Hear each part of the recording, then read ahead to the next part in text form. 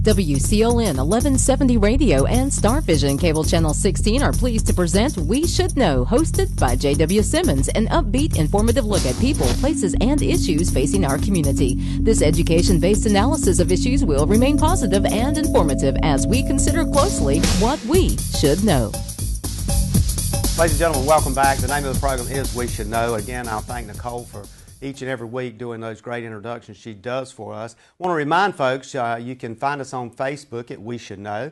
Hopefully you'll go there and like us on Facebook. Also, this program is now uploaded to YouTube, so for some reason, if you have a friend that misses one of the shows, you'll notice that several of our shows have already been uploaded to YouTube, and you can go there and pick that up later. We are featured on Channel 16, Star Vision TV, 7 p.m. Tuesday, Wednesday, and Thursday. So you have an opportunity, if you miss us on Tuesday, 2:30 to 3:30 at our original air time, you can pick us up at 7 p.m. on Star Vision Channel 16. There's a summation of the program, a reprint in the newspaper, the Sampson Weekly, which comes out on Thursday or Friday each week. And you can kind of, if you want to read a summation of that, you can pick it up there as well. Again, we welcome you, and we're talking again today on a very important subject, and a person, if you have not had the opportunity to meet, you should meet. It's the police chief of the city of Clinton, Jay Tilley. Jay, I want to thank you for being with us. It's, getting guys like you that are so busy, it's hard to get you seat time to sit down for a while, but I want to kind of give a brief introduction. You've got a long track record in law enforcement, criminal justice. Started out as a police officer in the city of Fayetteville. You know what it is to pound a beat, so to speak. You moved into the State Bureau of Investigation, one of the, at least for most people, one of the more prestigious jobs in the state of North Carolina, and you were also a supervisor there.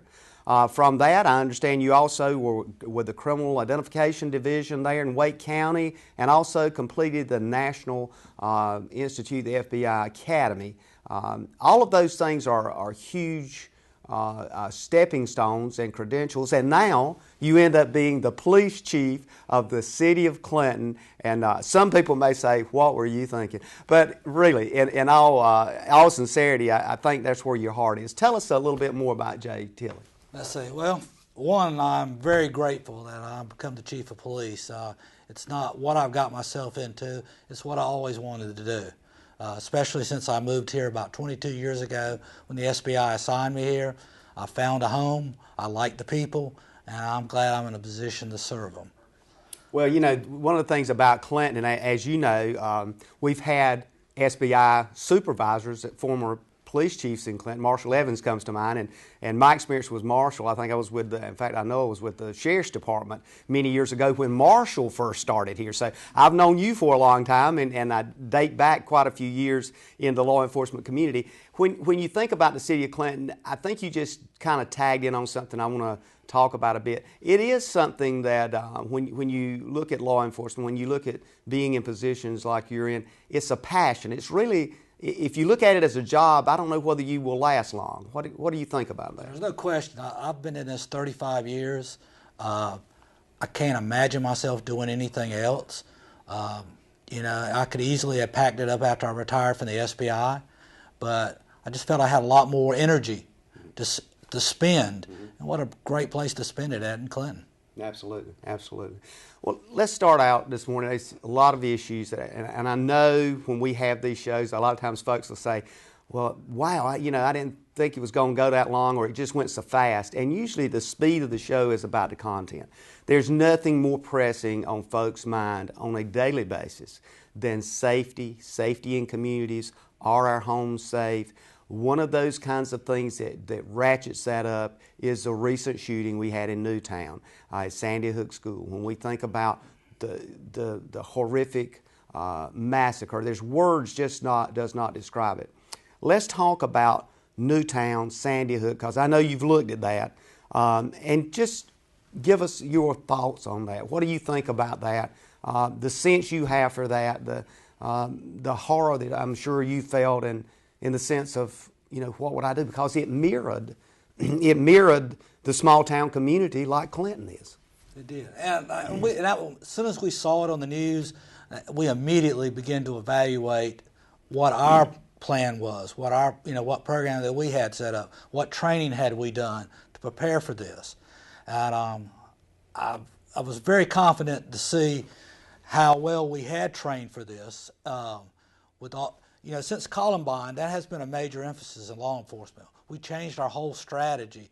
Before we had a shooting, what we'd pull up, we'd set up a perimeter around a building and wait for SWAT.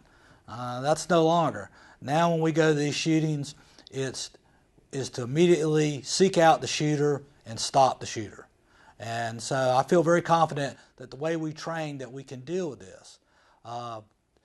We have a great plan. I talked to the school system right after the shooting. We reviewed their school system plans, and we've talked about doing some training together so that, God help that we don't have something like this, but we will be somewhat prepared in dealing with this, not only the police department, but the school officials.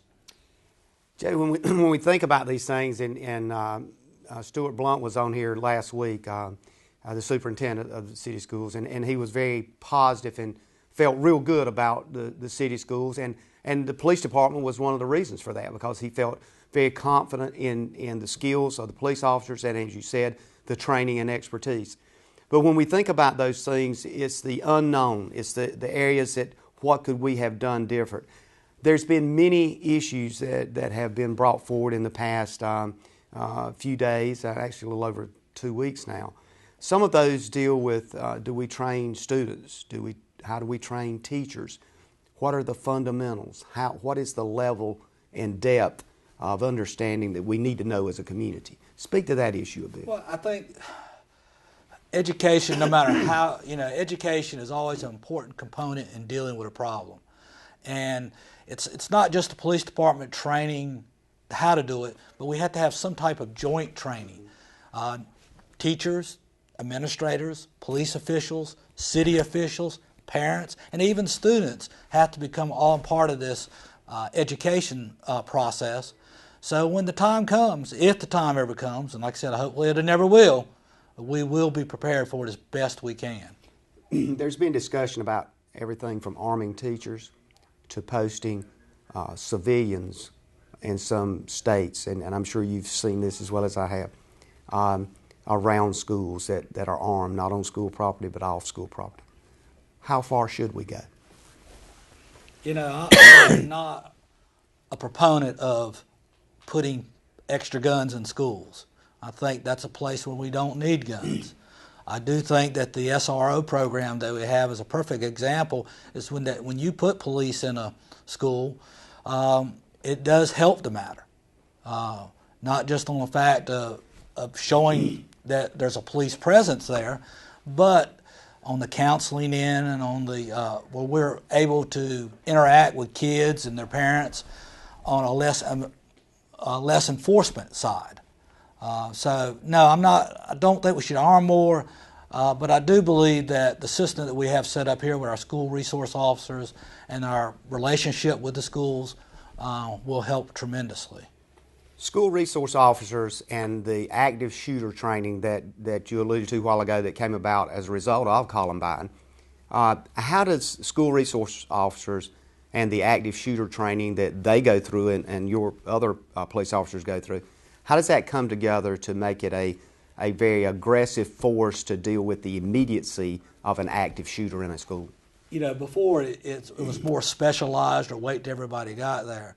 With the way we train for active shooters, it's the first officer on the scene, and it's his role is to organize a group or what resources he can to stop the threat. So you can imagine having that school resource officer right there on the scene. We've got almost an instant police response to any incident that occurs at the school. Now, they go through training, just so the folks will know that listens to this program, they go through annual training to deal with these kinds of things on a regular basis anyway, correct? That is correct. Not only the SROs, but the whole police department. So they're, in your sense of thinking, as far as preparedness, we have been doing that and are prepared to take on that responsibility. Talk to us a bit about response time. In case there's a situation that occurs at a school, there's an SRO there and something happens, for him to facilitate an active shooter situation, not only can he be prepared, but how quick can other officers get to him? Actually, the Clinton Police Department has an amazing response time. Just on routine calls, I think our response time is roughly about 8 minutes. But in an emergency, I dare say we're going to get there a lot quicker. And especially during the school day, we have not only the regular patrol units, but we usually have the detective units and other school resource officers. So we're able to get a lot of resources to the schools very fast. And most of the folks you have that are working, you could have at least 5 or 6 folks there in a matter of minutes, is what you're saying. Yes. And I dare say it a lot quicker than 8 minutes. In talking with your police officers, what's the sense you get from the officer on the street, the guy out there that's there every day working shift work? What kind of feeling? Because this thing in Newtown has affected everybody, from the children in schools to the responders. What are the kinds of conversations that they're having? It's interesting. I know there's a lot of confidence with our guys in responding to the tactical end of it, of getting there and dealing with the problem. What I hear the most reservation about is, how will I handle that afterwards? Those guys, they wear their heart on their sleeve, believe it or not, especially when it comes to kids. And that seems to be really the biggest concern. How am I going to handle this if we ever have something like that, dealing with all those kids? I think that's playing out before our eyes now in Newtown. Is those officers that knew the families. It's really personal, because a lot of these kids, they knew their families and the parents, and there's a huge psychological strain that's occurring there. And I think here it would hit even, well, I won't say harder, but it would hit hard here. We sort of realize that we're not policing our citizens, we're policing our neighbors, and it's because it's a small town.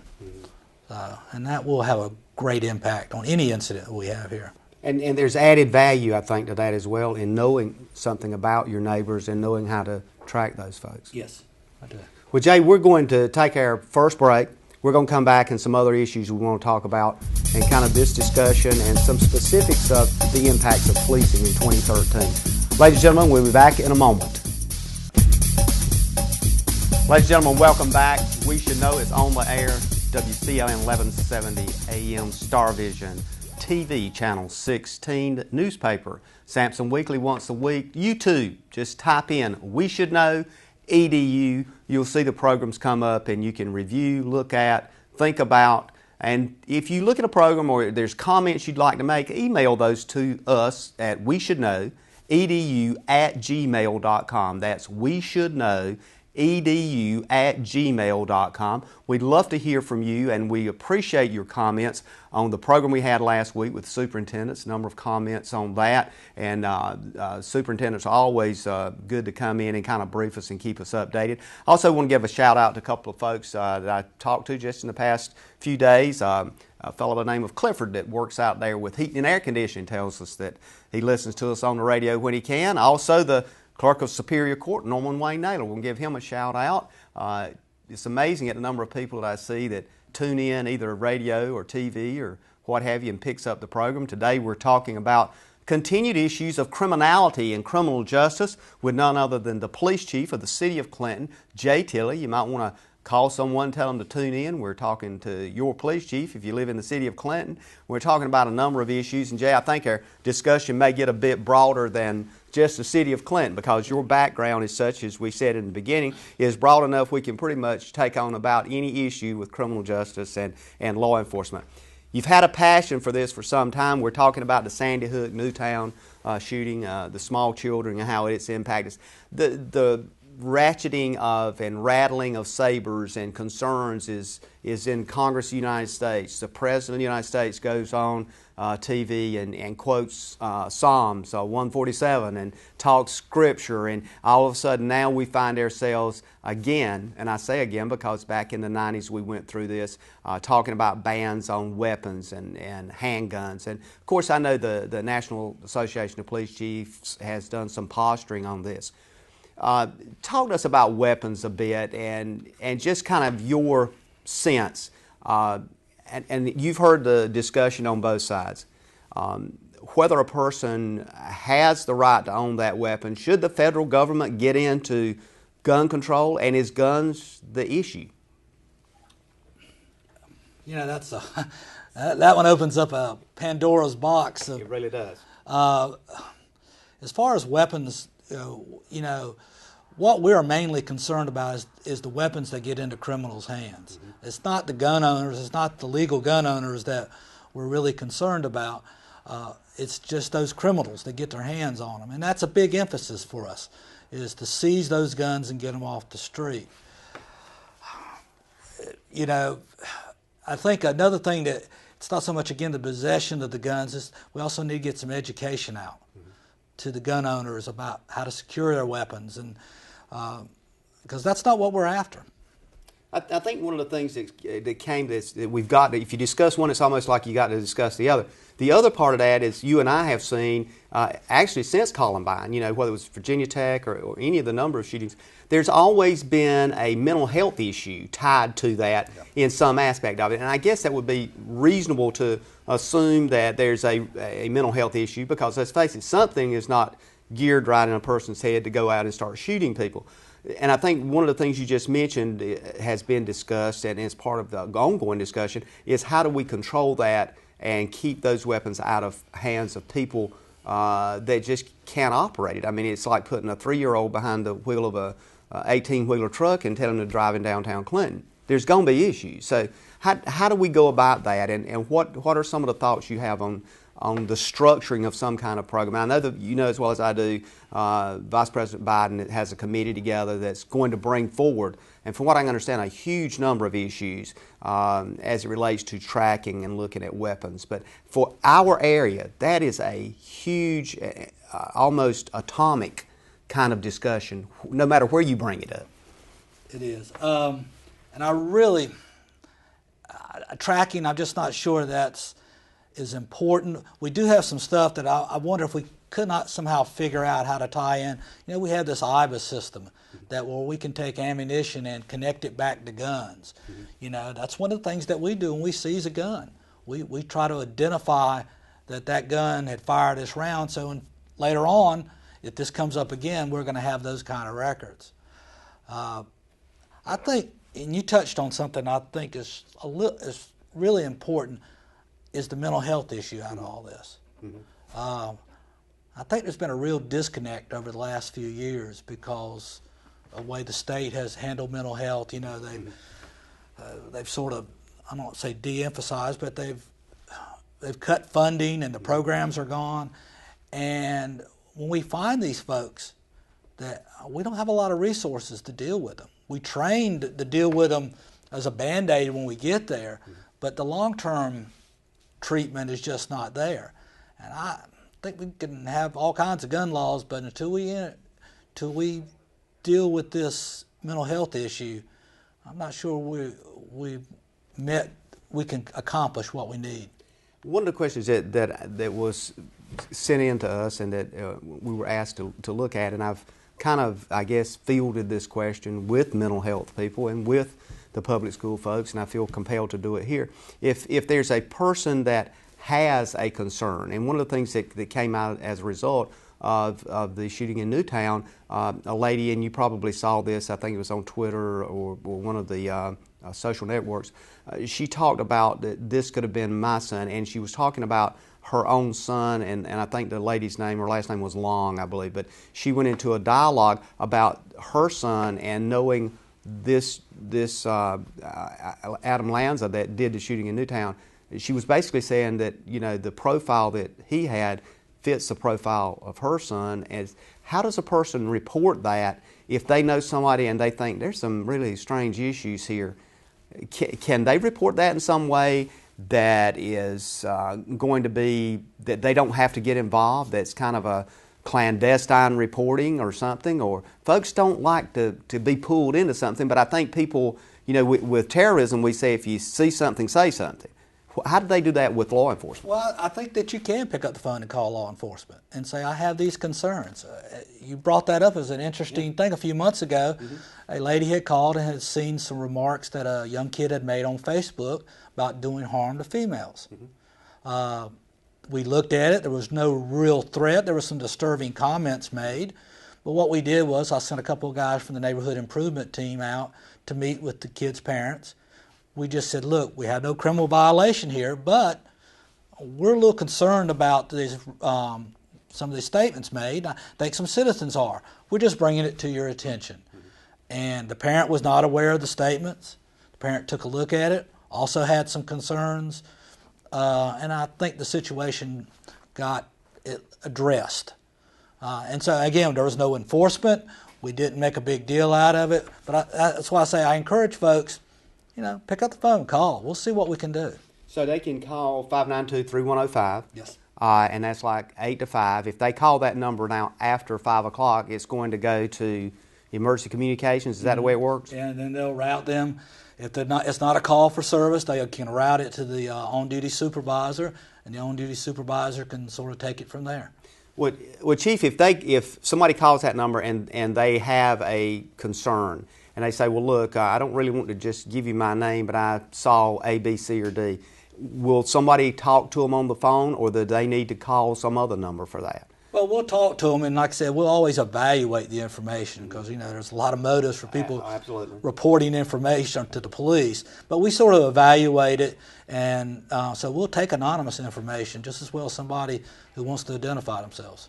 The mental health issue, what needs to be done from your seat as police chief, as a law enforcement person that kind of operates the police department in the city of Clinton?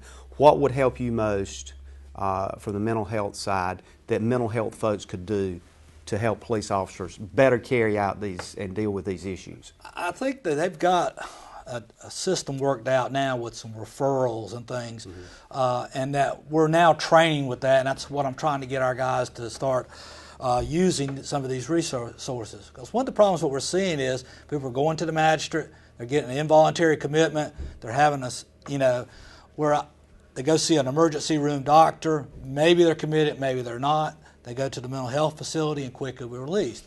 What we're hoping to do in referrals is maybe get some longer term treatment without doing the commitments through mental health. But again, we're working on that. It's a work in progress, and hopefully we'll have some success in that.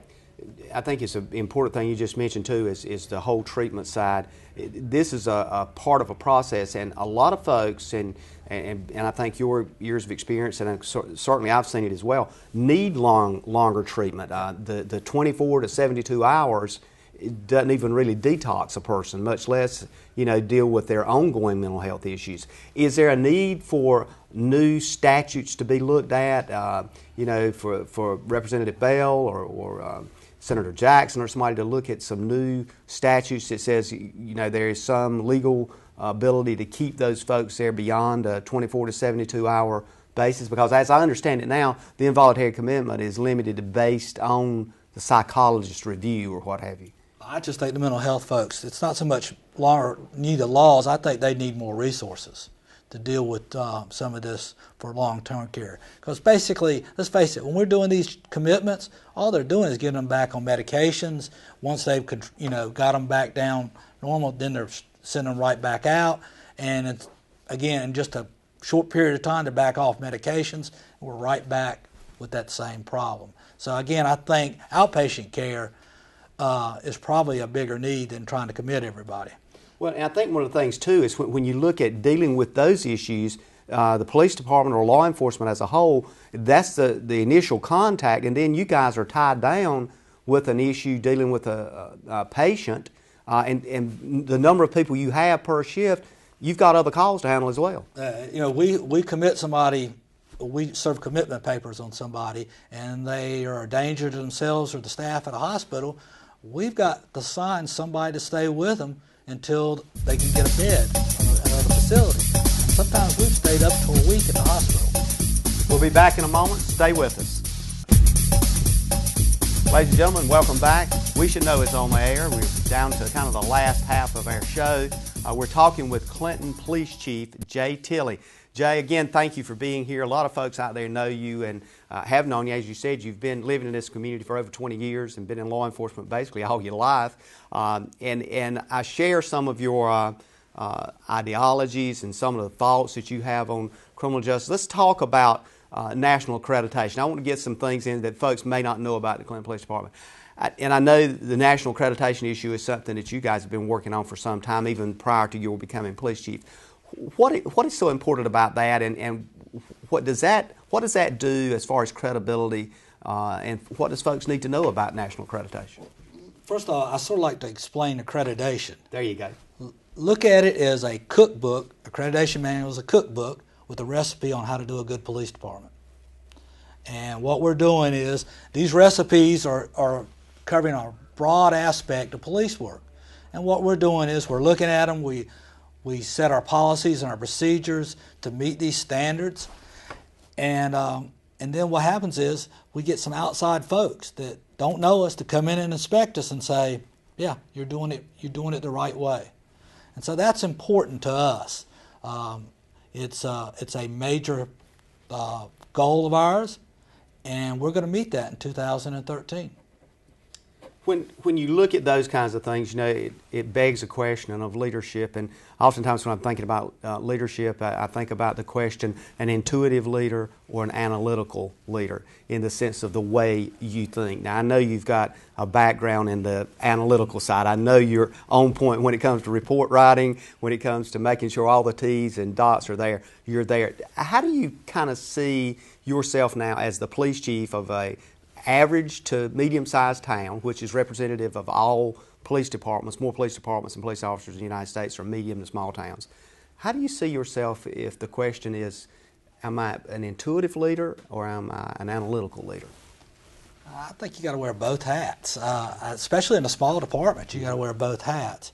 You know, my goal is, it's not what I'm doing for the police department today. I've got folks that are looking at the operations today. How is that police department going to affect the community in 5 years, 10 years, and in 20 years? That's the whole purpose of doing accreditation. We've got to compare. We now have this nationwide comparison that we can do.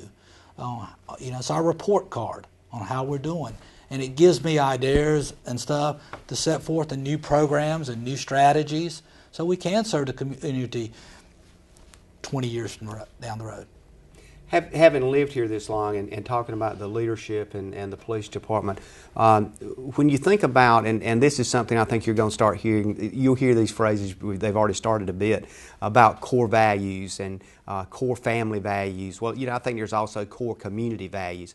What do you feel like the expectation of the public is, of the community is, for law enforcement? And I'm trying to broaden the picture here because, you know, we got several counties that pick up this program, but trying to broaden the picture because I think it's representative of this entire region of the state. What's the expectations? What does the public expect from our law enforcement agencies?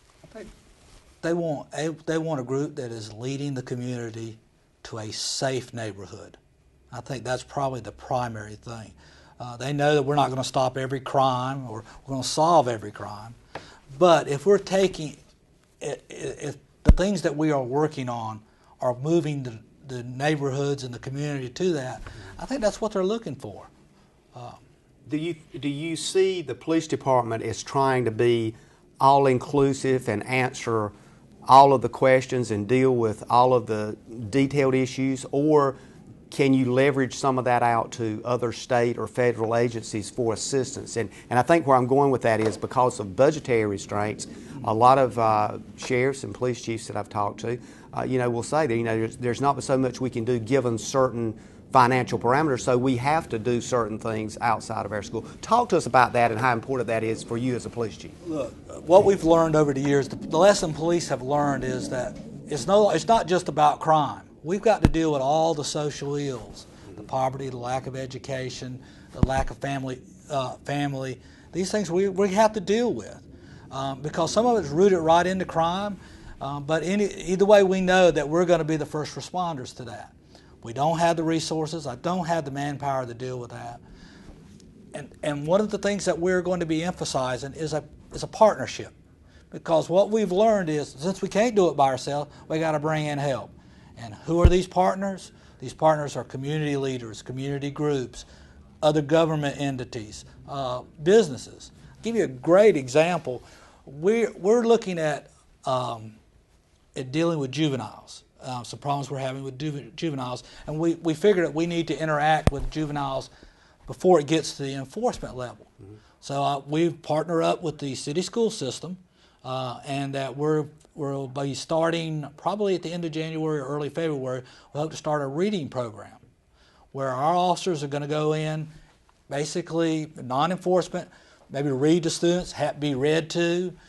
And again, what we're doing is we're trying to develop that relationship so we can foster education. Again, it's a partnership. Mm-hmm. And I know you're actively involved in civic clubs, and you've been to the Rotary Club, and you're involved, I think, with the Lions and Kiwanis. And I'm a member of Kiwanis. I want to get that one out. I'm trying to get you to say that. So as a Kiwani, the Kiwanis Club has been for years involved in the community very aggressively. How do you see these kinds of organizations helping policing more in 2013? Well, I think they can do it a lot of ways. They have resources that the police department don't have. They have funds that we can probably tap into. They have people, volunteers, to help us with these programs. So they can bring this all to the table. And Kiwanis is a great example of that. I mean, I feel certain that if I partner with the Kiwanis on something, I can have 10 to 15 people immediately to come help my project. So basically what I'm hearing you say as the takeaway for this is that you're open for support and you like to look at things of that nature, but not necessarily somebody being armed standing around a school with a weapon. Right. Okay. Let's talk about, and I won't probably get into a number, and we probably won't be able to cover all of these, but talk about some of the kinds of trends you see for 2013. You know, and when I say trends, we know that there's these issues with substance abuse, addiction issues. We know that's permeating our prisons. Some studies are showing 80 to 90% of folks that are incarcerated are there because of some addictive substance. You know, whether they rob the liquor store or whether they do whatever, some addiction is behind that. Doesn't justify it. It's a breach of the law. Doesn't justify it. But the reality is we know it's there. That's one of the things. The other thing is we talk about, and we've seen, just finished up the Eastern North Carolina Gang Conference at Mount Olive College. Huge concerns with, and you mentioned juveniles becoming associated with criminal gangs, folks permeating crime as a result of being part of a gang. What are some of the trends that you're looking at for 2013 that you know you're going to have to face? You just mentioned one in the juveniles, but is any of these other things that we just alluded to? Well, there's a couple of things. We'll start with gangs. Okay. We've had some incidents lately that we probably can attest that it was gang activity. So we know that that's not only affecting Clinton, that's affecting the whole United States. Absolutely. So what we're looking at now is we've sort of looked at maybe some of the causes that we are seeing why gang activity. Two big ones are recognition. You know, they want to belong into a group that they can be recognized with, a part of. Mm-hmm. The second is criminal activity. And that's the reason for a gang, is they get together, they want to sell drugs, they want to rob. And so that's the way we're going to be attacking gang activity over the next year. Is one, I don't want it to be an incentive to be part of gang for recognition.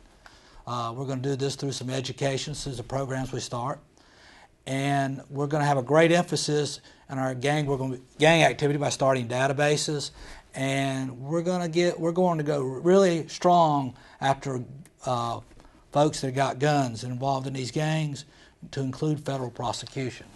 And I think that's a deterrent. And I know you are, as well as myself, very big on preventative issues, and crime prevention, is kind of part of, I believe, our core sense of what law enforcement is prevention. So look, I can't arrest my way out of a problem. Absolutely. There's no way. And I've got to look at changing people's circumstance before I can affect crime. So, and I've got to mirror the two together, enforcement and changing circumstance. And that's where this education and this partnership with all these groups are coming in. You know, in the city of Clinton, one of the things I think is interesting, and you probably recognize this as a citizen before you came on board as police chief as well. For the past few years, with the leadership we've got in the city of Clinton now, and Mayor Starlin, we're pretty aggressive and open to innovative ideas and setting precedents. If you notice what's happening downtown Clinton, everything from some of the things that Mary Rose has been involved in and being encouraged by the city council, you've got to feel good about that as police chief. I do. I got to put a big plug in for this downtown camera system that we put up. Within the first couple of months, we solved about 5 crimes with the camera system. Then all of a sudden we quit. The crime rate sort of dropped down. I don't know if it has anything to do with the cameras or we just was on a good cycle, but still though, that's technology, that's thinking. Now I don't have to have that patrolman has to have a presence. I got a camera system down there that I can go back and check. And I think it's important that you said that, because the public needs to be aware that there are visual locators and identifiers of criminal activity. It's not there to spy on people, but for those that would perpetrate crime or do ill will, there is something that's watching them, and they ain't necessarily got to know where every one of them are, but there's something watching. Sure, you're absolutely right. You know, with the economic times the way they are, we cannot afford to keep hiring policemen. Policemen are expensive assets. And so we have to look at technology as a way to maybe supplement some of this hiring of police officers and giving us presence where we don't have to put a person. Any particular areas, and I want to get into this probably after we come back from our next break, of which we're going to be going to in a minute, to give you a moment on break here to think about this, but particular areas in the city of Clinton that you need help with from the public to identify or to give you a call if they see something. Those are the kinds of things that I'm thinking in terms of, and I want to talk a bit more about the criminality and its relationship to addictive substances and those kinds of things. But right now we're going to take a break and we'll come back for our last segment. Ladies and gentlemen, we're talking with Chief Jay Tilley with the Clinton Police Department. We'll be back in a moment. Ladies and gentlemen, welcome back. The program today has been about criminal justice, crime, law enforcement. Nobody better to talk to than Chief of Police Jay Tilley. Jay, you've been on the job, I think, since October with the city of Clinton as police chief. Yes. It seemed like it's been, man, that's been several months now, how quick time goes. But in your career, you've been pretty much everywhere, from street cop, walking the beat, SBI special agent, to supervisory agent with the State Bureau of Investigation, FBI Academy, worked with the Wake County city-county operation there on criminal investigation and identification. So you've got a broad background, and you one of the things you mentioned to us early on is your passion for law enforcement. One of those things that you've seen, and I think we've seen in trends over time, that really horrifies people, and we've talked about the horrific thing in Newtown, but another thing that horrifies people is this whole issue of home invasions. Talk to us about home invasions, how we in the city of Clinton, folks that live in the city of Clinton, in this region we've heard just recently in the past few days, a home invasion resulting in murder up in the Harnett County area. Person was picked up, I think, in Sampson County. Do we have a serious issue statistically with that, or is it just the sense of the drama of what a home invasion is? Well, I do. I think there is a problem going on. Maybe it's a trend. Maybe it's a cycle we're going through. Not real sure just yet. I know we've been sort of fortunate in the city that we really haven't had a home invasion this year, and we don't have that many. So I feel very good about that. But again, going back to your question, I'm not sure. I don't know if it's a problem or just a cycle we're going through. Because I think we've seen it historically. I know in the past, over the past decade, we've seen it on and off, and there's a concern. And I know folks in your position automatically start looking to see if this is a pattern, if there's just random, or what can we do to adjust the sights of what we do to deal with it. A lot of crimes also, I know the last time you were on Channel 5, and I saw you on Channel 5, you were called back into town, and it was clearly something that I think maybe folks need to be aware of. That particular shooting situation was something that has started in the county and ended up inside the city limits of Clinton. Tell us how those kinds of things impact the city. Well, obviously, when you have a highway like Highway 24, 701, and 421, which are major arteries going through the county, we're going to get some transient crime. In this situation, it was some city residents who had gone out into the county and got into a argument and a fight with some folks in the county, and it become a running gun battle down 24. So I'm not so sure that was crime that came from the county as much as it was just a big dispute among two groups. Mm-hmm. And these are the kinds of things that get a lot of media attention and are high profile, but these are also the kinds of things that are random acts of violence that it's hard to put a handle on. It is. I mean, when you look at statistically the crime rate in Clinton, you're looking at the sheer numbers. The sheer numbers, we had 14 robberies in 2011. That's per about 10,000 people. That's not a lot of robberies. I think in aggravated assaults we're around 33. Again, not that many. So when we do have an incident like that, I do believe it sort of rises to the top of the media attention for a short period of time. It's a huge splash. It's a huge splash. And it does leave people with that sort of a lingering thought for some time to come when you have such an incident. Yeah, a while back I had a conversation with the police chief in Durham, and we all know some of the issues that's going on with Durham. It seems like the major, some of the regional TV channels, you see it come on, you know there's something going on with Durham. We really don't have that concern of those kinds of crimes in our area, do we? No, and it's funny, you looked at what Durham is doing to try to address these crimes. Again, they're looking at the twofold, both enforcement with their task force and things, and they're also looking at programs to try to change circumstance. Community involvement. Let's talk about it again. This is kind of our last segment here. Give us your projection. What do you see 2013 for your police officers? What are your needs for the city police department? What are the needs you see, maybe for a broader picture for law enforcement in general? 2013 going forward, what are you looking at and put in place? 2013 is going to be a challenging year for us. We're going to change the way we police. We're doing something called intelligence-led policing. We're basically looking at statistics, crime trends, and that's the way we're going to be directing our patrol operations. In the past, we'd put 3 or 4 police officers out randomly patrolling neighborhoods. So now we're going to go the other end. We're going to put the police officers where the problems are. It takes a lot of work from the command staff to put these statistics together and to set the strategies. A very interesting thing happened to us when we did our first one was collision reports. We had a 17% increase of collisions in Clinton this year. Well, our first thought was we need to do more enforcement. But as the command staff drilled down into the stats, we realized the increase was caused by parking lot wrecks. And so now, instead of us ramping up our enforcement for, say, speeding or just general citations, we now are going into parking lots, doing education, looking for aggressive driving in parking lots, and hopefully we'll get the numbers down for next year. Well, that's interesting, because when you think about parking lots, I think folks will look at any one of our shopping center areas, whether it's the Jordan Shopping Center area over around Piggly Wiggly, or whether it's the huge Walmart shopping area over there. And there are times of the year that it's just truly congested, and you think, wow, how does people get in and out of there without either bumping somebody or having some kind of minor collision? Apparently not. Apparently they do have a lot of minor collisions. Apparently they do. So when we look at those kinds of things, what other things are you looking at as it relates to your department size, or do you think it's where it needs to be for the population and for the crime rate? Are you looking at any special kinds of enforcement units or additional personnel?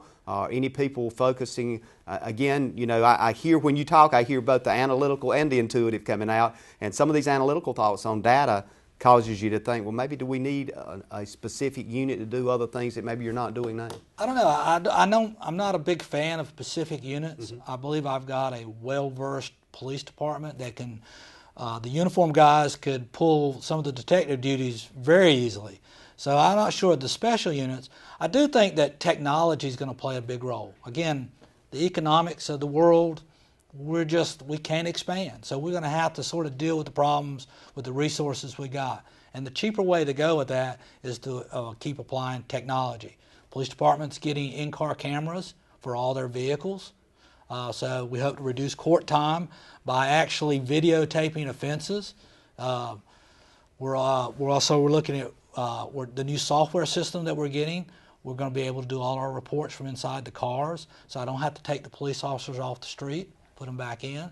So we're looking at ways to work with what we've got, and like I said, our additions, I think, are coming in the field of technology.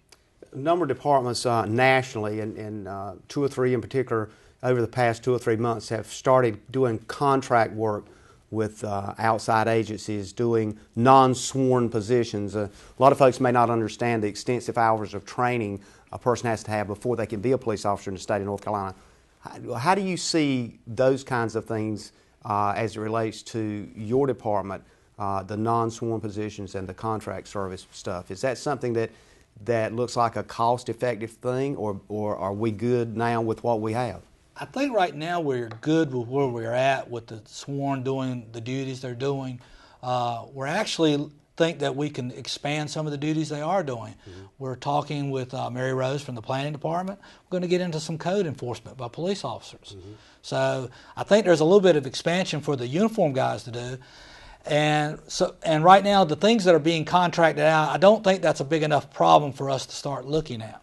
The data and the computer-driven technology stuff, is that something that can be brought in and done, or will there be a need to contract out some of those services? No, I think we can. I think the command staff is quite capable of putting this together.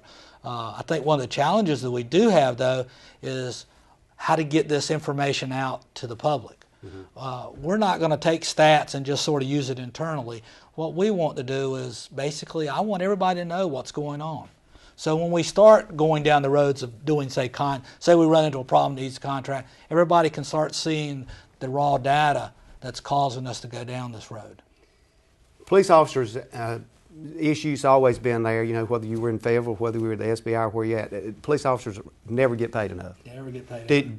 Do you see potential increase for officers in the future, or because of the economic situation, are we going to be, you know, just hold on where we're at?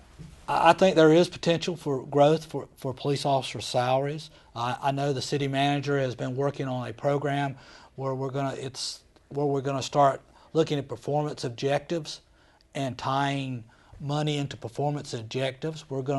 We've got a program where we're going to do a career development where, again, we're tying money into training for key areas that we need. Okay. Well, Jay, I want to give you a few seconds here to wrap up. Program comes to an end fast, so give you about 30, 40 seconds here. Just anything that we've missed or you want to say to the people. Well, I think, like I said, 2013 is a year of change for the police department. We're going to be working with a lot of different entities in town. We're always open for suggestions and comments and criticisms, and we're just looking forward to working with the community. Well, it's been an interesting discussion. I think one of the things that folks are fortunate to have is somebody they've known for years, somebody that's in the community, now leading the police department. And if you had to say to the people of the city of Clinton, are they safe? The answer would be? Yes. Absolutely. Ladies and gentlemen, we want to thank you for being with us. Jay Tilley, the police chief, has been on the air with us today. We want to thank you over the past year for continuing to stay tuned to WCLN, Star Vision Channel 16, listening to our programs, giving us some comments. As our end of the year review, we had Cabinet of State folks, the current elected governor has been on our program, and we continue to have great folks like the one we've had today. Thank you for being with us, and we look forward next week to seeing you again on the radio. Thank you for tuning in to this week's episode of We Should Know with host J.W. Simmons. If you have a question or comment regarding this or any episode, please send your email questions and or comments to jwsimmonsedu@gmail.com. And remember to tune in every Tuesday afternoon beginning at 2:30 for another informative episode of We Should Know.